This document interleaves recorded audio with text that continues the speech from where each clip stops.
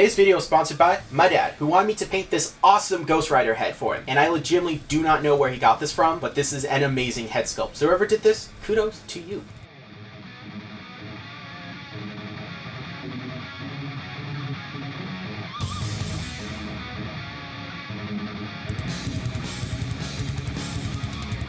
Now, painting figures is something we don't normally do here on the channel, but I'm always up for a challenge, and I have done in the past for my own personal collection. This is a Ghost Rider head that my dad got from a friend of his, and I absolutely love the sculpting, so I'm going to have a lot of fun bringing it to life. Now, this is for, of course, a mego, and for those of you who don't know what a mego is, maybe you are too young, but essentially, they're your dad's action figures. Back in the day, action figures weren't just plastic, they were actually plastic and cloth. This is a modern mego released last year of Batman, where you can basically get the gist of what a mego was. Similar packaging, sometimes they were in boxes, and essentially, they were licensed characters, usually from Marvel and DC, and in fact, mego was the first company to actually have both Marvel and DC licensed together, which is pretty interesting. And essentially, you get plastic hands, plastic boots, plastic gloves sometimes, and a plastic belt, of course, for Batman. You get a cloth costume, and the idea was they were meant to be more realistic with hyper articulation.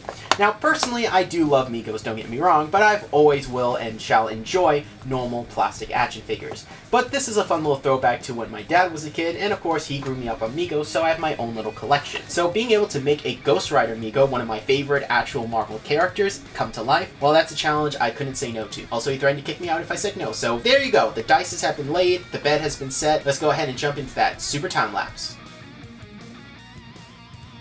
While I have painted figures and other things in the past, I really don't consider myself a painter, more of an inker. But luckily for me, I watch a lot of Odin Makes, which is one of my favorite YouTube channels, and I've learned a lot about painting techniques from him actually, so I just took what I learned from him and applied it to the actual sculpt. Now the skull is really well sculpted, so I just went in with a black wash first to add in that detail and realism to the piece. I know I was going for that 70s Ghost Rider, but for the most part, I still wanted to be somewhat realistic. So I did some very subtle black wash, which really brought out a lot of the details. Then if you look at almost all Ghost Rider art, the eyes, the nose, and the inside of the mouth are solid black, so I went in with a solid black to make that work. Then I knew that since it was 70s Ghost Rider, it'd be more yellow than red, but I was smart about it. So when it came to painting the flames, I went with a red first. Now, if I want to do predominantly yellow, shouldn't I have done yellow first? Well, no. You see, one thing I do know about actual paint and paint theory is that yellow is actually a much weaker pigment than red. So what I did was I went in with my base red, then put yellow on top of it, and I made sure to put quite a few different layers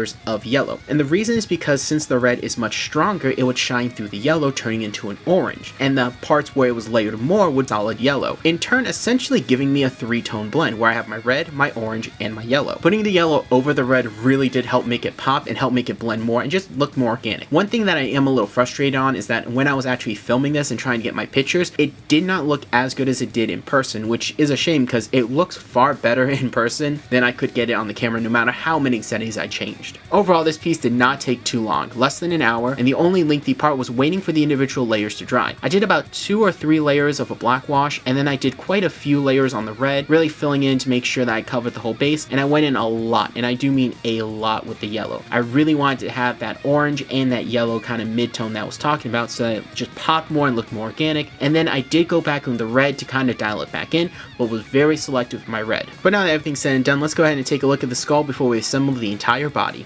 Alright guys, it's been some time. The paint has had plenty of time to dry, so I'm just going to take it off of our little drying rack right here, and I absolutely love how this came out. Honestly, out of all the figures that I've painted, this is by far my absolute most favorite paint job I've done. Now, slight comment, of course, my hands are covered in paint, as you can see. It kind of looks like I got little cuts everywhere. I just spilled red paint on my hands when I was cleaning my palette, so. But this head sculpt looks amazing. Let's get a closer look at it. Now, I don't know if I stressed this enough, but this is an absolutely gorgeous head sculpt.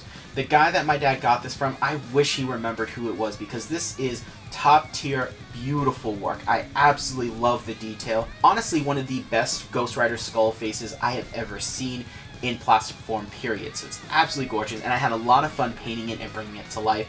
I went in with, of course, my black wash to really highlight those deep details. I went in with solid black for the mouth, the nose, and the eyes, and then of course the ridge here. I just did a little bit to bring out the detail, but it's really the flames that I had a lot of fun with. And it's a shame that I can't quite get it to look right on camera. In person, it actually looks a lot nicer, where this yellow here is actually more orange, and then I went in with more highlights to make certain parts of it more yellow. That way the red base would shine through a little bit of the yellow being a weaker pigment, so that it would create this orange blend look with highlights of yellow, which is what he wanted, and it just came out looking great. I really tried to avoid it looking like just ketchup and mustard spilled on it. I kind of went to glow with the different actual flame details and try and make it coherent but still very organic and wild, and I feel like I achieved that. It was really fun and a difficult process, yes, but one that I thoroughly enjoyed, and all I need to do is just go in and actually seal the paint with some sealant, and I'm going to put some gloss on the head. But we're going to wait on that because normally if we were to actually do figures, or at least, you know, how you would expect something like this to be done, we would start working on the actual costume or the body of the figure, but that's actually the process that my dad will be working on. So whenever he gets that finished, we're going to cut back to that footage where I get to show you it completed. So I don't know how long it's going to take him. It could be weeks, months, years. Who knows how long I'll be holding on to this footage. It may be horribly out of date, but either way, I'm very excited to actually see it finished, and this paint job was just super fun. If you guys like this, we may actually do other painted figures on the channel. Maybe we already have. Again, I don't know how long we're going to sit on this, so it's something that I'm very open to and would love to do more of. Absolutely love this, so let's go ahead and take a look at the Ghost Rider Mego, all said, done, and finished. One